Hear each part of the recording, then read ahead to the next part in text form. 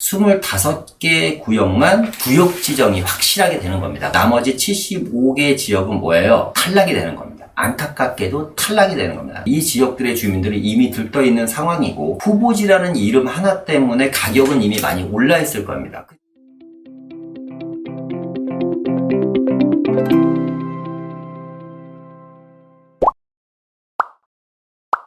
자, 10월 29일까지요. 서울시 민간재 개발에 약 100여 곳이 되는 지역이 참여를 한다고 합니다. 자, 민간재 개발 구역 지정 요건 중에 하나인 1만 제곱미터 이상이 되는 부지가 민간재 개발에 참여를 할 수 있기 때문에 약 100여 곳이 참여를 한다면 적어도 100만 제곱미터 이상이 되는 어마어마한 지역이 민간재 개발 후보지가 되는 겁니다. 평수로 따지면 약 30만 평에서 약 40만 평 정도 되는 부지가 민간재 개발 부지가 되는 건데요. 엄청나게 많은 지역이잖아요. 그럴 경우 시장은 과연 어떻게 반응을 할 건지, 그리고 또 실거주자라든가 투자자는 어떻게 대응을 해야 하는지, 또 임대차 시장에는 이러한 100만 제곱미터 이상의 부지가 재개발 예정지로 발표가 될 경우 어떤 영향을 미칠 건지에 대해서 한번 오늘 자세히 알아보는 시간을 갖도록 하겠습니다. 첫 번째는요, 뉴스를 먼저 한번 보고 시작하도록 하겠습니다. 앞서 이야기했던 것처럼 서울시 민간 재개발이 23일부터 공모가 시작됐죠. 약 100여 곳 정도가 참여가 예상이 된다고 합니다. 어마어마하게 많은 지역이죠. 그죠? 100여 곳의 재개발 예정지가 발표가 된다. 다음 달 29일에 발표되는 겁니다. 한번 내용을 보겠습니다. 서울시에서 재개발 활성화 6대 규제 완화 방안이 적용되는 첫 민간 재개발 후보지 공모가 언제부터? 23일부터 시작이 된다.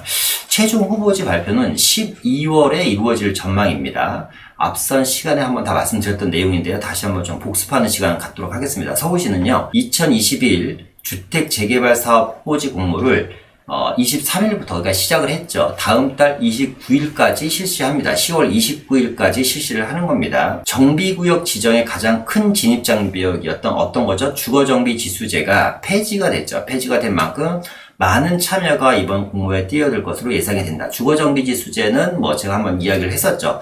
주거정비 지수제가 폐지가 되면서 서울시에서 어마어마하게 많은 지역들이 이제 재개발 예정지가 됩니다. 즉 재개발 대상지로 바뀌어버리는 겁니다. 그러니까 주거정비 지수제가 있었을 때는 재개발을 전혀 못했던 지역이 주거정비 지수제가 폐지가 되면서 재개발을 할 수 있는 지역으로 상당히 많은 지역들이 이번에 재개발 구역으로 편입이 되는 겁니다. 앞서 서울시는 노후도 등 각종 기준을 충족해야 재개발을 할 수 있도록 한 주거정비 지수제를 폐지를 했고, 주민 동의 절차도 기존 3번에서 2번으로 줄였고요. 구역 지정에 걸리는 시간도 5년에서 2년 이내로 앞당겼다라는 겁니다. 그러니까 뭐예요? 주거정비 지수제를 폐지를 했고, 주민 동의 절차도 간소화했고, 구역 지정 절차도 간소화했기 때문에 만약에 투자자 입장에서 보면, 투자자 입장에서는 뭐예요? 첫 번째, 자금 회수가 좀 빨라질 수도 있겠죠. 재개발이 빨리 된다는 건 뭐예요? 투자금이 오래 묶일 확률이 적다. 그죠? 두 번째, 빠른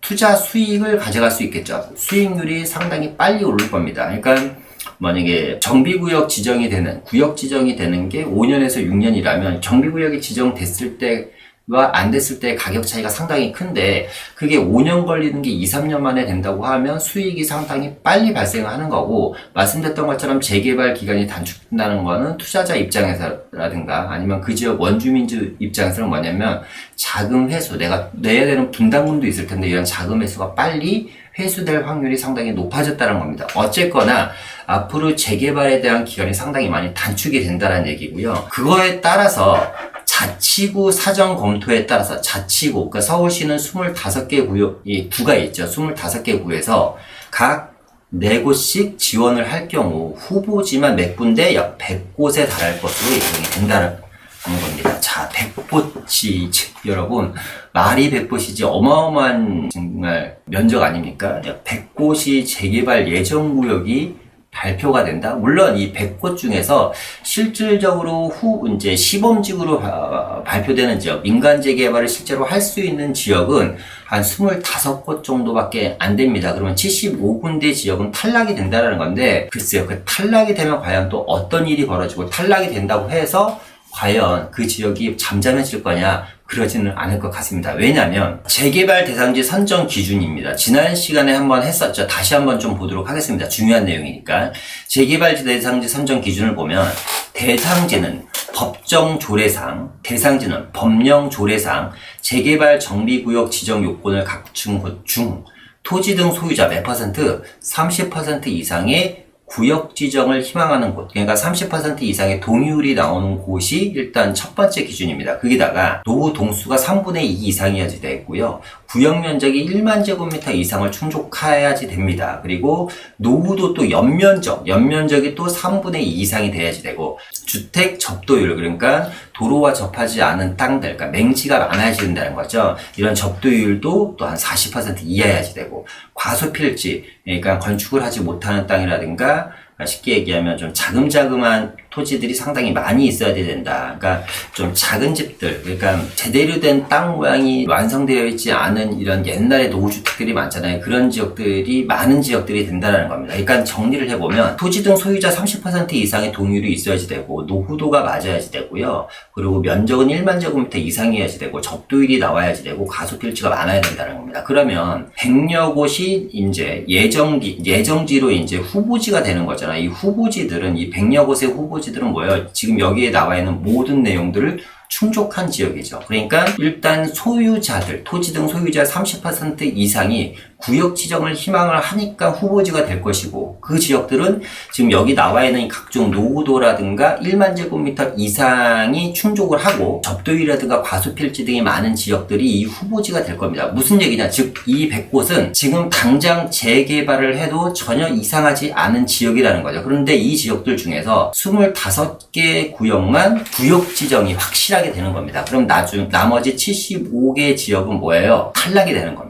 안타깝게도 탈락이 되는 겁니다. 그러니까 다들 스펙은 빵빵한 겁니다. 스펙은 빵빵한데 운이 정말 안 좋던가 뭐 각종 이유가 있어서 그 중에 25개 구역만 합격이 되는 거고, 75개 지역은 낙방이 되는 겁니다. 그런데 이 75개 지역, 앞서 얘기했던 것처럼 이 지역 주민들은 이미 흥분이 되어 있고 들떠 있습니다. 그리고 우리는 이 75개 지역도 모두 요건 충족이 되어 있는 지역입니다. 요건 충족이 이미 되어 있는 지역이기 때문에 이 지역들이 과연 재개발 후보지에서 시범지역으로 확정이 안 되고 떨어졌다고 이 지역들 주민들이 과연 낙담을 하고 가만히 있을 거냐라는 거죠.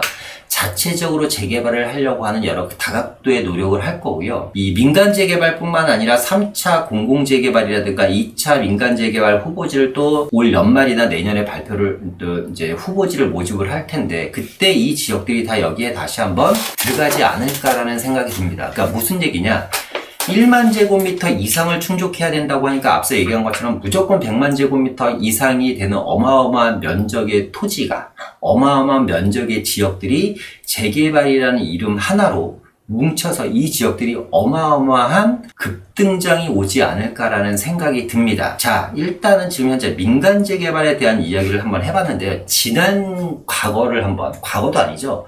올 상반기에 있었던 지역들, 그리고 그 지역들은 어떻게 진행되고 있는지, 그리고 그 지역들은 어떤 일이 일어나는지, 공공재개발에 대한 이야기를 한번 잠깐 해보도록 하겠습니다. 지금 보여드리는 자료는요, 공공재개발 구역 지정 현황도입니다. 자, 일단 지도상에서 보이는 이 21개 지역은 도심 공공주택 복합사업 후보지입니다. 이 도심 공공주택 복합사업 후보지가 21개 구역 정도가 있는데요. 일단 도봉구 쪽에 많이 몰려있네요. 도봉구 쪽에 많이 몰려있고, 그죠? 그리고 이제 은평구 쪽에도 좀 많이 몰려있습니다. 은평구 쪽에 연신내역이라든가 세전역, 불광근린공원이라든가 녹번역 주변에 도심 공공주택 복합사업 후보지가 있고, 그리고 이제 영등포역 쪽에, 영등포 쪽에 좀 일부 몰려있고, 이제 금천구 쪽에는 한 군데가 있네요. 가산 디지털 단지가 있습니다. 이 지역이 21곳이고요. 또 아시겠지만, 공공복합사업과 공공재개발은 별개잖아요. 자, 1차 공공재개발 시범지역이 몇 군데 8곳이 있습니다. 흑석동이라든가 양평동, 용두동, 봉천동, 신설동, 신문로, 강북, 이런 지역들이 공공재개발 시범사업 8곳이고요. 또 2차 공공재개발 시범사업 지역이 있죠. 16곳입니다. 상계, 천호, 본동, 숭인동, 신월동, 홍은, 충정동, 연희동, 거여동, 전농동, 중화동, 성북동, 장이동, 신길동 이런 지역들이 공공재개발 시범지역 16곳입니다. 그리고 공공복합사업 후보지 21곳과 1, 2차 공공재개발 시범지역을 다 합하면 총 45개 구역이 공공이라는 이름으로, 사업 방식은 약간 틀리지만 어쨌거나 공공이라는 이름으로 지금 재개발을 진행하려고 하는 구역들이 지정이 되어 있습니다. 이 지역들을 제가 지도로 한번 표시해 보도록 하겠습니다. 자, 파란색으로 이렇게 표시되는 지역, 첫 번째, 두 번째, 세 번째, 네 번째, 다섯 번째, 여섯 번째, 일곱 번째, 여덟 번째 지역이 이 8군데가 1차 공공재개발 시범지역 8곳이고요. 자, 2차 공공재개발 시범지역 16곳을 지도상으로 표시해 보겠습니다. 이렇게 쭉쭉쭉 해서 7, 8, 9, 10 해서 16곳을 표시를 해봤습니다. 자, 그러면 한번 지도상에서 한번 요 내용을 갖고 우리가 정리를 한번 해보는 시간을 갖도록 해보겠습니다. 자, 보시면 공공주도 복합사업 후보지 21곳과 1, 2차 공공재개발 후보지 24곳을 표시를 해보니까요, 강북 지역의 웬만한 지역들이 보시는 것처럼 이렇게 구역 지정이 되어 있습니다. 그런데 여기에 이번에 뭐가 들어가는 거예요?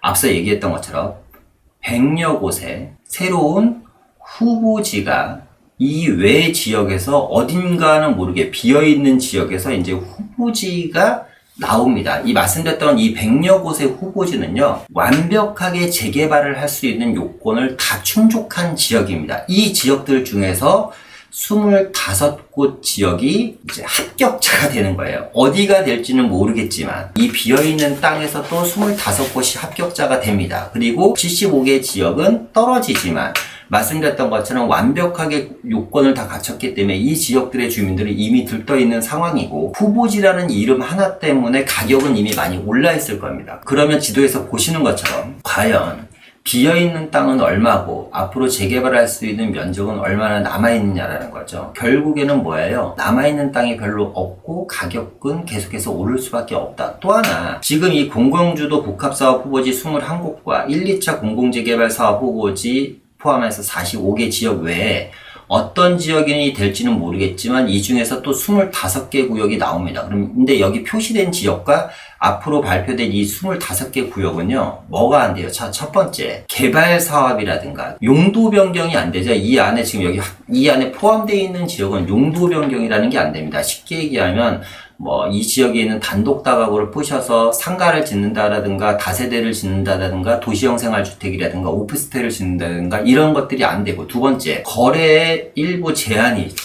그죠? 앞으로 이 25개 구역도 뭐 한대요? 토지거래 허가구역으로 묶어버린대잖아요. 그러니까 용도에 대한 제약이 있고 거래에 대한 제약이 있기 때문에 여기서 빠져있는 이 100여 곳 중에서 나머지 75개 구역 외에 다른 지역들은 용도에 제한이 없고 거래에 대한 제한이 없기 때문에 이 지역으로 또 사람들이 많이 몰릴 수가 있죠. 그런 걸 우리는 뭐라 그러죠? 풍선 효과라고 합니다. 그러니까 여기서 표시된 지역 외에도 표시되지 않은 지역들도 앞으로 어떻게 동반해서 계속해서 가격이 막 들썩들썩 거릴 확률이 상당히 높다라는 겁니다. 거기다가 이 용도에 대한 규제가 있기 때문에, 그러니까 건축 허가 행위 제한 지역으로 묶이는 거죠. 그렇게 될 경우 이 지역에 서민주택 공급에 큰 난을 겪겠죠. 그렇죠. 얘기하면 신축 빌라라든가 도시형 생활주택이라든가 오피스텔에 대한 공급이 안 되기 때문에 안 그래도 치솟는 서민전세 가격에 더욱더 크게 불을 붙일 수 있을 겁니다. 물론 이 지역들은 이미 용도 변경이 안 되는 지역이기 때문에 이 안에서는 이미 신축 빌라에 대한 공급은 거의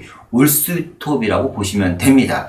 어쨌거나 정리를 하면 공공재개발이라는 이름으로 이미 45개 구역이 지정이 됐고, 이 중에 이제 앞으로 또 25개 구역이 추가로 이제 민간재개발이라는 이름으로 구역 지정이 될 텐데, 이렇게 되면 서울시에 정말 앞으로 용도 변경이라든가 거래를 자유롭게 할 수 있는 지역이 얼마 남지 않는다라는 것과, 두 번째, 재개발 구역으로 많이 묶이면서 그 지역의 가격들이 재개발이라는 이름 하나로 그 지역의 많은 부동산 가격들이 상승을 지속적으로 계속해서 이어질 가능성이 상당히 높다라는 겁니다. 자, 계속해서 좀 보면요. 그거 외에도 이사 대책에서 공공주도 3080 플러스를 또 발표를 했습니다. 이사 대책에 나와 있는 공공주도 3080 플러스를 한번 보겠습니다. 여기 이런 내용이 나와요. 글씨는 안 보이겠지만 한번 제가 그냥 읽어드리겠습니다. 2025년까지요. 약 83만 호에 대한 주택 부지를 확보하려는 겁니다. 여기도 마찬가지죠.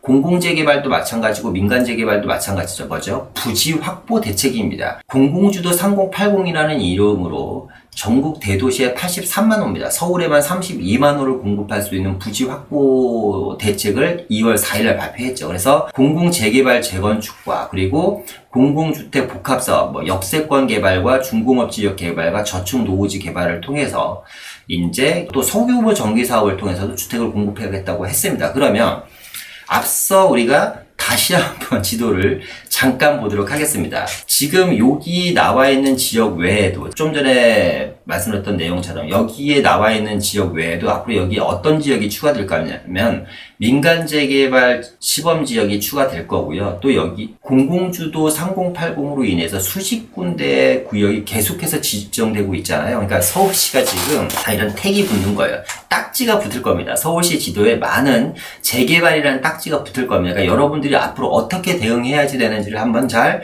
곰곰이 한번 생각을 해보세요. 자, 서울시와 국토부의 토지 확보 전쟁이 본격적으로 시작이 되었는데 이 확보라는 단어 안에는 앞서 이야기했던 것처럼 토지가 확보되면 뭐가 안 된다? 용도 변경이 안 된다. 그리고 거래에 제한을 둔다. 토지가 확보된 지역과 서울시에서 확보한 토지가 있는 지역, 국토부에서 확보한 토지가 있는 지역, 외의 지역 같은 경우는 뭐가 만들어진다? 앞으로 풍선 효과가 만들어진다. 그러니까 토지가 확보된 지역 자체의 가격도 많이 오르겠지만 앞으로 신축 빌라를 짓고자 하는 사람이라든가 오피스텔이라든가 상가를 지으려고 하는 사람들은 서울시나 국토부에서 확보한 토지는 안 되니까 어떻게 외 지역에 있는 토지에다가 용도 변경을 할 수밖에 없잖아요. 거래가 자유롭지 못하다 보니까 이런 지역의 거래가 상당히 계속해서 늘 수밖에 없을 겁니다. 앞서 얘기했던 것처럼 백여곳이라는 곳은 이미 구역 지정 요건을 완벽하게 갖춰 있는 지역인데 어쨌거나 개수를 따지기 때문에 이 지역들은 안 된다. 그러면 이런 지역들의 인기가 외려 더 많이 올라갈 수도 있다는 거죠. 떨어진 75개 구역이 외려 더 인기가 올라갈 수도 있다. 왜? 요건을 완벽하게 갖추어져 있는데 아직까지 용도 변경이 가능하고 거래가 자유로울 수 있기 때문에 이런 지역으로 큰 풍선 효과가 더 발생될 수도 있다. 그러니까 구역 지정이 된 지역이라든가 안 된 지역 할 것 없이 전반적으로 시세를 끌어올리는 효과를 가져올 수밖에 없습니다. 어쨌거나 서울시나 국토부는 경쟁적으로 토지 확보 전쟁을 계속해서 해 나갈 것이다. 왜? 이 토지 확보가 결국에는 표심으로 이어질 확률이 높기 때문에 토지 확보를 계속해서 해나갈 겁니다. 앞서 얘기한 것처럼 공공재개발은 1차, 2차를 발표했고요. 연말 정도에 공공재개발 3차 후보지를 발표한다고 하니까 아까 지도상에서 보여있던 지역, 택을 붙여놓은 지역보다 더 많은 지역이 늘어날 거고 서울시도 민간재개발을 1년에 2군데 정도는 발표해야지 되니까 어쩌면 연말에 2차 모집을 할 수도 있고 아니면 연초에 또 2차 모집을 할 수도 있습니다. 국토부와 서울시는 지속적으로 토지 확보 전쟁을 해나가고 있다. 자, 서울시의 가장 큰 문제는 뭐예요? 향후 10년간 공급이 부족하다는 겁니다. 그럼 어떻게 공급을 할까? 재개발과 뭐가 있어요? 재건축이 있습니다. 향후 10년간 주택 공급이 엄청나게 부족한데 그러면 아파트 가격이 계속해서 오르는 걸 방지하기 위해서 말씀드렸던 것처럼 재개발로 되면 재개발의 제자만 붙어도 가격은 폭발적으로 상승을 하는데 이거를 감수하고라도 사실상 지금 진행을 해야지 됩니다. 아니면 더 큰 앞으로 20년, 30년 후에 더 큰 후폭풍을 만날 수도 있기 때문에 어쨌거나 지금 진행하는 게 맞는데 결국에는 재개발에 딱지가 붙으면 가격이 뛸 수밖에 없다.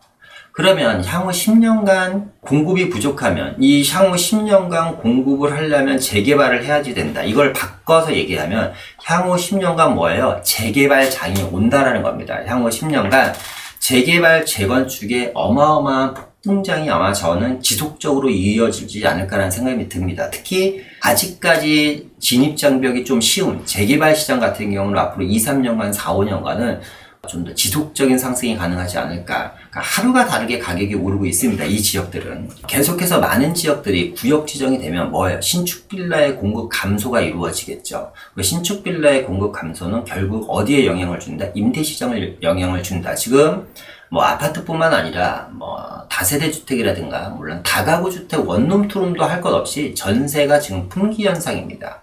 그럼 이런 서민주택 시장에 공급을 좀 안정화시키려면 신축 빌라 같은 것들이 좀 지어져야지 되는데 국토부와 서울시가 경쟁적으로 토지 확보 전쟁을 해 나가면서 서울시는 민간재 개발 하나지만 국토부는 다양한 이름으로 공공주도 복합사업, 3080 공공 복합개발, 뭐 공공 재개발 사업 등등 뭐 역세권 개발, 중공업지 개발, 뭐 다양한 이름으로 정말 계속해서 정부에서는 구역 지정을 해나가고 있기 때문에 구역 지정이 된 지역들은 건축허가 행위 제한적으로 다 묶여버리기 때문에 이 신축 빌라 자체가 공급이 안 됩니다. 그러면 앞서 얘기했던 것처럼 서울시 면적 중에서 계속해서 줄어들 수밖에 없다. 그렇게 신축 공급할 수 있는 지역이 부재로 인해서 신축 빌라의 공급 감소로 인해서 임대 시장은 좀 크게 타격받지 않을까. 그러므로 인해서 다시 한번 또 신축 빌라에 대한 가치는 높아질 확률이 상당히 높습니다. 물론 모든 지역이 그러는 거 아니기 때문에 여러분들이 반드시 뭘 하셔야 된다? 선별 투자를 하셔야 됩니다. 그래서 가급적이면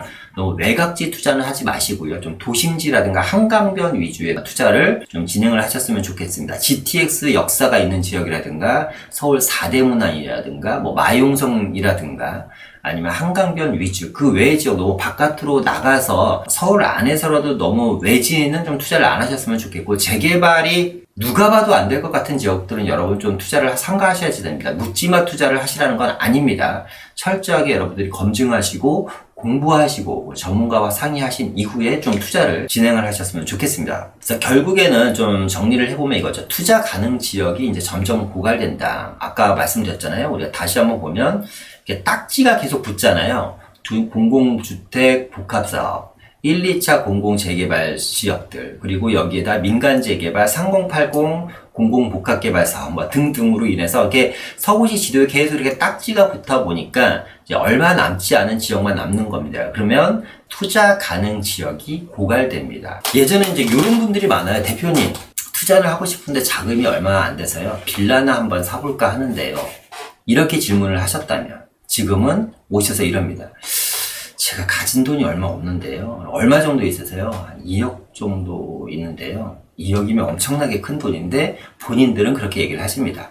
2억 정도밖에 없는데 빌라를 살 수 있을까요? 이렇게 질문을 하십니다. 시대가 많이 바뀌어버리고 투자 금액도 상당히 많이 바뀌어버린 겁니다. 이런 재개발 쪽에 여러분들이 관심이 있으시면 더 이상 눈팅을 하시면 안 되고요. 더 이상 간을 보시면 안 되고요.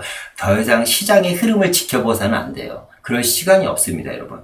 투자하겠다고 마음을 먹으셨다면 뭐예요? 지금 당장 움직이셔야 됩니다. 물론 여기 앞서 말씀드렸던 것처럼 아무 지역이라든가 아무 물건이라든가 가격이 저렴하다고 무조건 사시면 안 된다. 특히나 좀 조심하셔야 될 게 공시지가 1억 이하의 물건을 찾으시는 분들이 있는데 정말 괜찮은 지역이 아니라면 공시지가 1억 이하의 물건들은 여러분 나중에 크게 올릴 수가 있습니다. 그러니까 그런 지역은 나중에 나오지 못하고 환경성이 많이 떨어지는 물건들이 많이 남아있기 때문에 그런 매물들은 여러분 좀 조심하셨으면 좋겠다. 자, 계속해서 좀 보겠습니다. 그래서 서민주택 종말의 시대가 온다. 1995년 요 그래프도요. 제가 상당히 많이 보여드렸던 그래프죠. 저의 영상을 보신 분들은 이 그래프를 상당히 많이 보셨을 겁니다. 자, 1995년도에는요. 파란색 그래프가 아파트입니다. 파란색 그래프는 아파트고요. 빨간색 그래프는 이제 단독주택이고요.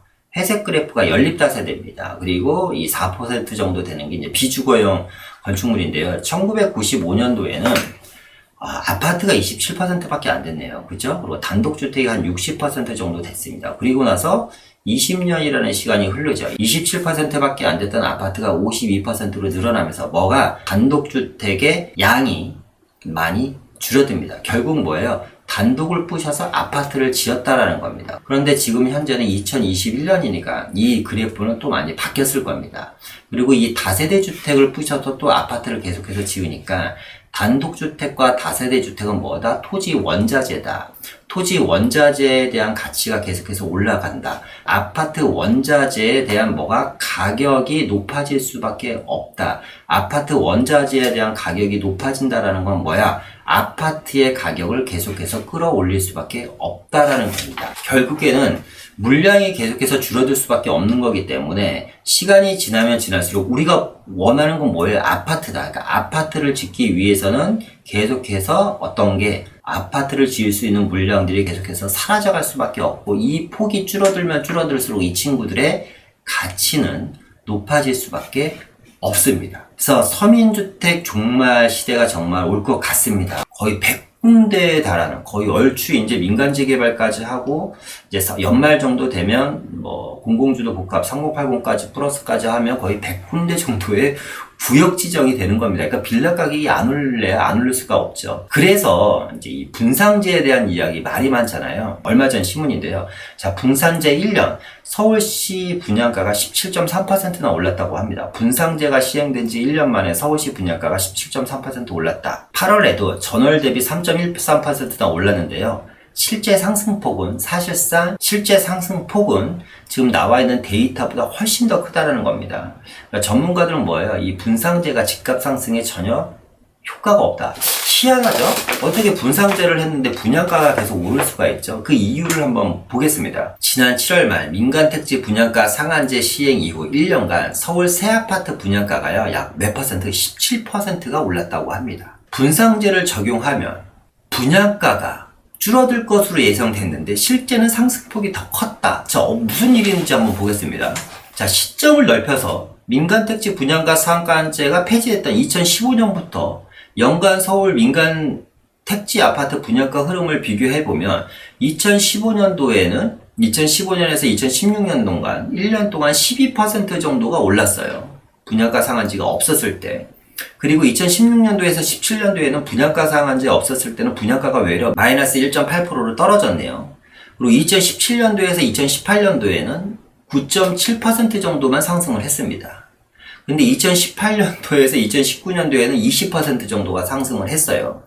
분상제가 없었던 대부분 시기도 분상제 부활 최근 1년 동안 상승세가 가장 가파릅니다. 무슨 얘기냐? 2015년, 16년, 17년, 18년까지 분상제가 없었던 때가 훨씬 더 분양가가 상승폭이 적었다라는 겁니다. 그런데 분상제를 실시하고 1년이나 됐는데 왜 분양가가 올랐냐면, 자, 보겠습니다. 분상제는 주변 시세 흐름이 반영될 수밖에 없는 어떤 것, 땅값, 가산비, 그러니까 뭐예요? 원가를 통해서 분양가 상한선을 정합니다. 그러니까 뭐예요? 땅 가격이 계속 오르죠. 단독주택과 빌라가 멸실되면서 아파트를 계속 공급을 하다 보니까, 단독주택과 빌라가 계속해서 면적이 줄어들다 보니까 단독주택과 빌라의 가치가 올라가고, 이 친구들의 원자재 가격이 올라가니까 뭐가 올라간다? 분상제를 함에도 불구하고 분양가가 계속해서 올라가고 있다. 원가가 오른다는 건 뭐냐면 원가를 차지하는 원자재의 가치가 계속해서 오를 수밖에 없다는 거니까 우리는 어디에 관심을 가져야 된다? 원자재에 관심을 가져야 된다. 그러니까 원석에 아직 투자금이 조금 부족하신 분들한테 가장 좋은 게 뭐예요? 다이아몬드가 만들어진 건 비싸지만 원석을 사서 이걸 내가 가공할 수 있는 능력만 있다면, 가공하면 10만원짜리를 아니면 만원짜리 돌을 사갖고 와서 몇백만원짜리로 가공할 수 있는 능력만 있으면 원석을 사는 게 제일 좋잖아요. 그러니까 원석 투자도 사실상 상당히 앞으로 의미가 있는 투자다. 이렇게 좀 말씀드리고 싶습니다. 어쨌거나 분상제를 통해서 분상제를 1년이나 했음에도 분양가가 올랐다는 건 뭐냐면 땅값 기준이 상당히 많이 높았다는 겁니다. 그러다 보니까 이 땅값이 오르다 보니까 빌라가 3.3제곱미터당 2천만 원이 넘었답니다. 4년 전 아파트 가격을 추월을 했대요. 4년 전 아파트 가격을 추월을 했다고 합니다. 빌라 3.3제곱미터당 2천만 원이 넘었습니다. 4년 전 아파트 가격을 추월했고, 7월달 중위 매매 가격이 2천만 원대. 그러니까 4년 전 아파트 가격이 평균 가격이 한 6억 정도였으니까 딱 평당 2천만 원 정도가 맞네요. 1년 전보다 8.3%가 뛰었고요. 아파트 대체, 그러니까 아파트 대체에 대한 수요가 많이 늘어났고, 개발에 대한 기대 작용으로 인해서 2012년 이후 매수 심리는 사상 최고치라고 합니다. 매수 심리가 높다는 건 뭐가? 수요자가 많다는 거죠. 그래서 서울시 빌라 중위 3.3 매매 가격 추이를 보니까 2017년, 2018년, 2019년, 2020년, 2021년 할 것 없이 1,500만 원이었던 게 1,600만 원, 1,695만 원, 1,878만 원, 2,000만 원 계속해서 정말 기하급수적으로 올라가고 있습니다. 그런데 만약에 여러분 2022년, 2023년이 되면 어떤 일이 벌어질까요? 2022년, 2023년이 되면 계속해서 이 지역, 이 그래프가 아마 올라갈 겁니다. 꺾임이 완만하다가 점점 가팔라지잖아요. 그쵸? 가파르게, 가격은 점점 어떻게? 가파르게 올라가고 있다. 꺾임이 완만하다가 점점 가파르게 올라가고 있다라는 겁니다, 여러분. 이런 내용 좀 잘 이해하셨으면 좋겠고요. 서울시 연립다세대 매매 수급 동향을 보면 2000년도 9월부터 2021년 8월 달인데요. 그러니까 수급 동향이 이게 보시면 여러분 글씨가 보이려나 모르겠지만 102.5입니다. 그러니까 수급 지수 얘기하는 겁니다. 수급 지수. 그러니까 수급 지수가 100보다 이 그래프가 100 아래로 떨어진다는 건 뭐예요? 매수보다 매도가 많은 겁니다. 그러니까 빌라나 연립을 팔겠다는 사람이 많으면 100 이하로 떨어지는 거고, 팔겠다는 사람보다 사겠다라는 사람이 많으면 100 이상으로 높아지는 건데, 이미 100은 훨씬 넘었습니다. 2020년 9월부터. 그 전부터 높았습니다. 그러다가 2021년 1월달 돼서 102에서 107.5로 올라오다가 본격적으로 어떻게 해요? 공공재개발이 발표되는 시점, 공공재개발에 대한 이야기가 나오면서 2021년 6월달 이후부터는 가격이 가파르게 올랐다가 잠깐 주춤했다가 정말 가파르게 많이 올라죠. 정말 가파르게. 올 상반기에 공공재개발 얘기가 나오면서 올랐다가 약간 주춤했다가 다시 한번 말씀드렸던 것처럼 완만하게 오르던 그래프가 가파르게 올라갑니다. 급기야 112.5를 돌파해서 지금 115까지 육박을 하려고 합니다. 무슨 얘기냐? 시장에 빌라는 100개밖에 없는데 살려는 사람은 113명이 있다는 겁니다. 그러니까 13개가 부족하다는 뜻이에요. 그러니까 최근 몇 년 동안 매수보다는 매도가 상당히 적다. 그러니까 매수가 상당히 많다라는 거죠. 그도 그럴 수밖에 없는 게 거래에 대해서 많이 구역 지정이 되면서 묶어놔다 보니까 실제로 거래될 수 있는 물량들은 점점 줄어들 수밖에 없고 계속해서 멸실이 또 되다가다 보니까 선택할 수 있는 길이 별게 없다 보니까 매수자가 늘어날 수밖에 없다는 겁니다. 서울시 연립다세대 매매가격 지수를 보더라도 2000년도부터 뭐예요? 서울시의 연립다세대 매매가격 지수는 뭐예요? 상당히 그래프가 완만하다고 표현하기는 좀 그렇고 거의 45도 각도로 매매가격 지수가 여러분 상승을 하고 있습니다. 그래서 좀 정리를 해보면 이겁니다. 향후 10년간 여러분 주택 원자재의 시장이 펼쳐질 겁니다. 이 원자재에 포함되는 건 뭐예요? 재개발, 재건축입니다. 재건축을 할 수 있는 아파트와 그리고 재개발을 포함해서 공급을 할 수 있는 빌라, 단독, 다가구겠죠. 단독 다가구는 투자금이 상당히 많이 드니까 많은 분들이 빌라를 선호하는 겁니다. 또 향후에 프리미엄이 상당히 많이 높게 형성이 되기 때문에 또 빌라를 많이 선호하는 거죠. 어쨌거나 10년간 공급에 대해서 해답은 없습니다. 신도시도 그렇고 재개발, 재건축도 그렇고. 그러면 어쨌거나 공급이라는 건 계속 해나가야 되는데 이 10년간 무엇이 각광을 받고 어떤 상품들이 가장 많이 오를 거고 위험이 있을 때, 그러니까 부동산 하락장이 올 때도 어떤 게 좀 안전할 건지에 대한 이야기에 대해서 여러분들이 한번 고민해 보셨으면 좋겠고요.